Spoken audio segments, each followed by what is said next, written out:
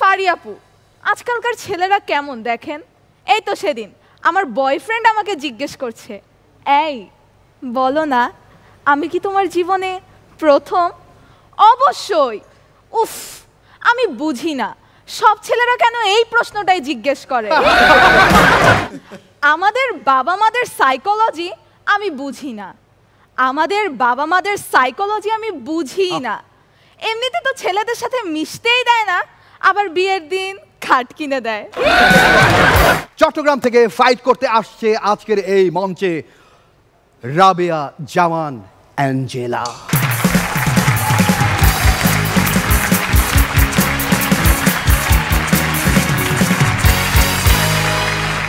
আসসালামু আলাইকুম জাজেস, mentors, rubber band. ফারি আপু, একটা ইনফরমেশন দেই, রান্নাটা আসলে ছেলেদের কাজ, কারণ এটা কুকিং, নট কুইন। তুষার ভাই, আমি যে বাসার কতটা আদরের সেটা না বললে বুঝবেন না। এই তো সেদিন হাঁটতে গিয়ে চেয়ারের সাথে হোঁচট খেয়ে পড়ে গিয়েছিলাম, আমার মা দৌড়ে এসে আগে চেয়ারটাকে তুললো। ফারি আপু, আজকালকার ছেলেরা কেমন দেখেন? এই তো সেদিন আমার বয়ফ্রেন্ড আমাকে জিজ্ঞেস করছে, এই বলো না আমি কি তোমার জীবনে প্রথম? অবশ্যই। উফ, আমি বুঝি না সব ছেলেরা কেন এই প্রশ্নটাই জিজ্ঞেস করে। আজ আমি আমিন ভাইয়ের একটা গোপন কথা ফাঁস করব। ফাঁস করো। আমিন ভাই এক সুন্দরী মহিলা ডাক্তারকে হাত কেটে রক্ত দিয়ে প্রেমপত্র লিখলো। প্রেমপত্রের নিচে লিখলো, অবশ্যই জবাব দিও পিও। পরদিন প্রেমপত্রের জবাব এলো, তোমার রক্তের গ্রুপ এ পজিটিভ, আয়রনের ঘাটতি আছে, অবশ্যই কচু শাক খাবে।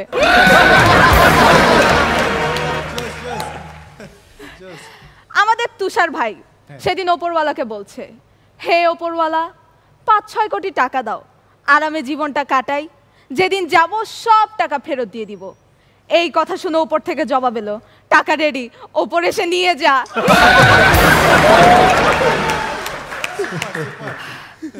আমাদের বাবা মাদের সাইকোলজি আমি বুঝি না, আমাদের বাবা মাদের সাইকোলজি আমি বুঝি না।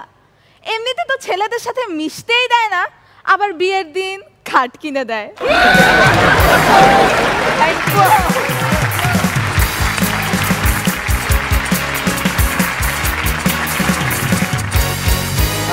বিয়েতে তো খাট কিনে দেবে, প্রচুর খাটাখাটনি হবে না? আচ্ছা, আবার খাটের উপর যেটা থাকে ওটার নাম কি দিয়েছে? বালিশ না, খাটের তোষক। বিছানা। বিছানা এর নাম কেন বিছানা? বিছানা কারণ এটা হচ্ছে ছানা তৈরির কারখানা। ওকে, প্রথমেই বলবে আমিন ভাই। আমিন ভাইয়ের ওই যে গোপন খবর বললো না, গোপন আস্তানার নায়ক আমিন খান বলবে এবার। Angela, too good. Thank you. Lot of thanks যে এত সুন্দর একটি পারফরমেন্স দেখিয়েছে, প্রথমেই অনেক এনজয় করেছি।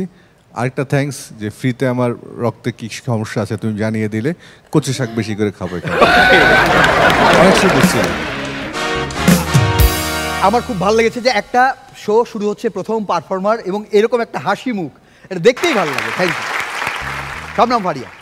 অ্যাঞ্জেলা ভালো ছিল, কম্পিটিশন কিন্তু এখন অনেক কঠিন হয়ে গেছে, সো আরো ভালো করতে হবে। Best of luck.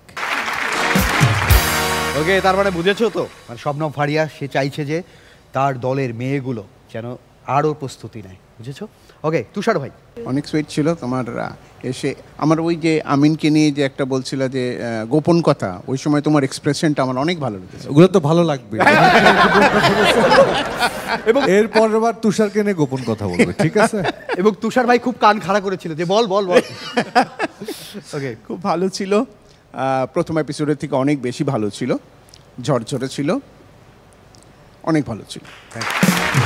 ওকে, তুষার ভাই গোপন কথা শুনতে চাই। ওই যে যেটা বললে না, ও উপরওয়ালা কি বললো যে টাকা?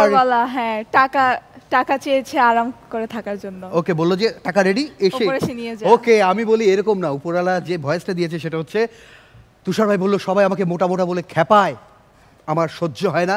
উপস্থাপক পর্যন্ত আমাকে নানা কথা বলে, আমাদের যে কস্টিউম ডিজাইনার ইথার সে পর্যন্ত পোশাক পাচ্ছে না। আমি আর থাকবো না, আল্লাহ আমারে উঠায় নাও। উপর থেকে ভয়েস আসলো, দড়ি নামাই দিলাম, নিজে পারলে উঠে আয়। ওকে অ্যাঞ্জেলা, দারুণ ছিল তোমার পারফরমেন্স, একবারে মার্সেল এলইডি টেলিভিশনের মতো ঝকঝকে তকতকে। একটা জোরে হাততালি। এই আসলে তোমার জন্য, যাও বসে পড়ো।